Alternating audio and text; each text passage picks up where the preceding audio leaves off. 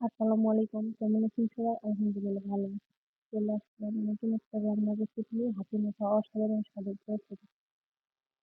১ম এ আমি কুচি, কুচি করে আলু কেটে ঝুরি করে কেটে নিয়ে ধুয়ে পরিষ্কারভাবে ধুয়ে পাতিলে দিলাম। তারপরে দিয়েছি পেঁয়াজ কুচি, তারপরে পরিমাণ মতো কয়েকটা কাঁচামরিচ ফালা করে কেটে দিয়েছি। তারপরে দিয়েছি ১ চামচ হলুদ আর পরিমাণ মতো লবণ দিয়ে সয়াবিন তেল দিয়ে হাতে সুন্দরভাবে মরিচ আর পেঁয়াজগুলো আগে ডলে নেব।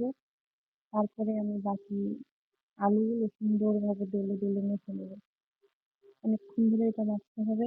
আর এই হাতে মাখা চচ্চড়িটা কিন্তু অনেক মজা লাগে। আর এটা বেশিরভাগ মানুষ আমরা বগুড়ার মানুষের এটা সবথেকে বেশি পছন্দ। আলুগুলো অনেকটা আমসে আসার পরে তারপরে আমি দিয়ে দিব তার ভিতরে ২ টা টমেটো। কুচি, কুচি করে কাটা ২ টা টমেটো দিয়ে দিলাম। টমেটোগুলো আমি বেশি বড়ও রাখিনি, বেশি ছোটও রাখিনি। সুন্দরভাবে টমেটো এবার মেখে নিলাম। তারপরে আরো ভালোভাবে একটু মেখে নেব।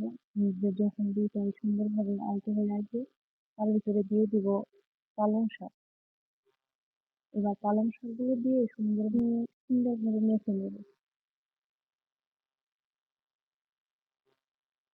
আমি ভালোভাবে টমেটো আর আলুর সাথে পালং শাকগুলো সুন্দরভাবে মিক্স করে নিলাম।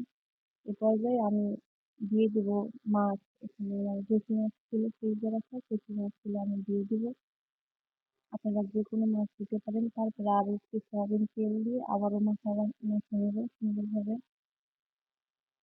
আমার মাখানো শেষ। এবার তরকারিগুলো সুন্দরভাবে গুছিয়ে আসলে সমানভাবে রেখে দিয়ে তার উপরে দিয়ে দিলাম একটু ধনেপাতা। ধনেপাতাগুলো দিলে আরেকটা আলাদা ফ্লেভার আসে তরকারিতে। ধনেপাতাগুলো দেওয়া হয়ে গেলে এবার আমি দিয়ে দেবো অল্প পরিমাণে পানি, বেশি পানি দিতে যাবেন না। পানি অল্প দিলেই ভালো, যেহেতু পালং শাক আছে, পালং শাক থেকে অনেকটাই পানি বের হয়ে যায়।